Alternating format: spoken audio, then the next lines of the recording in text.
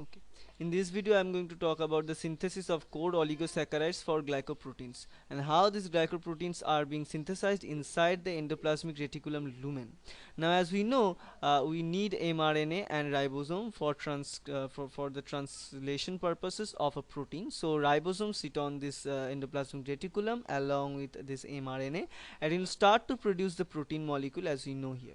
So, this protein molecule is being produced. Now, one thing you should know about this synthesis of glycoproteins is the first these protein molecules are being produced. Secondly, the protein modification is done. So whatever we are talking about, this glycoproteins or proteoglycans and all these things, the glucose moiety always always being added upon after the translation has done. So it is called the post translational modification of protein molecules. So here the protein molecule is being produced, and what is the first place is the production of dodecol phosphate. Now this dodecol phosphate is the carrier molecule which in turn is gonna add the sugar moieties to the protein which has been produced. So we need to produce this carrier molecule, which is not only dodecol phosphate, this dodecol diphosphate.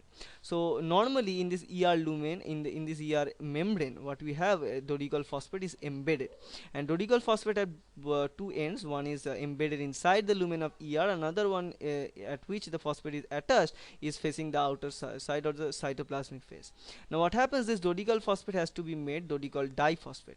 Now in this case we need an ATP, the now phosphate transfer or phosphate carrier. For this purpose we have the 2-UDP N-acetyl glucosamine. So this is the carrier for the phosphate group. Phosphate is attached to this glucosamine, this N-acetyl glucosamine via the UDP. So we need 2 UDP molecules along with N-acetyl glucosamine. Now this molecule in turn is going to transfer the phosphate group from one of those UDPs, and it will gonna put this phosphate onto the dodecol phosphate molecule, as you can see here, and in turn this N-acetyl glucosamine is going to attach with this dodecol phosphate, and in turn it is going to produce this UMP or monophosphate molecule. Okay, so that is what is doing in this case. So in this place, as we are looking at this, not only the phosphate is attached to the dodecol phosphate to make it active, but also two glucose N-acetyl glucosamine moieties are being attached, which is really important for this purpose. Okay, now the second step of the reaction, that means the attachment of mannose residues or the attachment of sugar residues that are needed to make this kind of glycoproteins.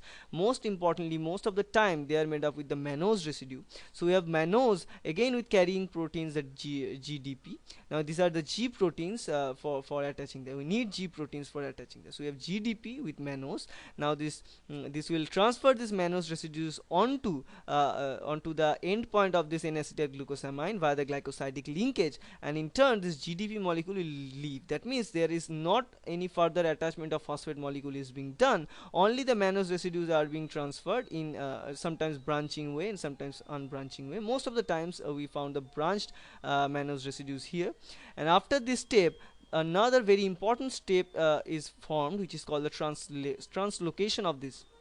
So up till all these processes are going on the cytoplasmic phase of inside the cell. So all these enzymes which are needed and all these molecules which are needed, for example N-acetyl glucosamine, UDP, GDP, and all these molecules are being produced inside the cytoplasm, and that's why this process can be transferred really faster. But from now on the whole system will be transferred inside the endoplasmic domain, which is resembling the chemical characteristic just like cytoplasm. So here we have an event of translocation. That means what happens, the whole moieties of this sugar attached to this phosphate, dodecol phosphate, will be shifted inwards of this endoplasmic reticulum. That means that is shifted towards the lumen of endoplasmic reticulum. After this shift we call in the translocation of this dodecol phosphate. After this shift what happens, we have further attachment of mannose residues and all the other types of residues or glucose residues. As in this case we can see this blue denotes the glucose, pink denotes the mannose, and red is N-acetyl glucosamine. So glucose residues and mannose residues, or further glucose and mannose residues, are being added, and in this case as we are looking at, so no other type of residue, no other type of UDP or GDP is being used inside the lumen of So just note this down. So no UDP and GDP molecules are used inside the endoplasmic reticulum because they are not abundant here. So here only we have the carrier of dodecol phosphate. So the main importance of making this carrier. So what is the structure of the carrier molecule for attaching this glucose moieties is to make a dodecyl diphosphate. Not only to make dodecyl diphosphate, but to make the dodecyl diphosphate along with N-acetyl glucosamine and mannose residues attached to them. Now this is the carrier, and after making this carrier we have to shift this inside, and after this shift the only all of this job of transferring this glucose residues onto the protein has been done by this dodecyl diphosphate or carrier molecules.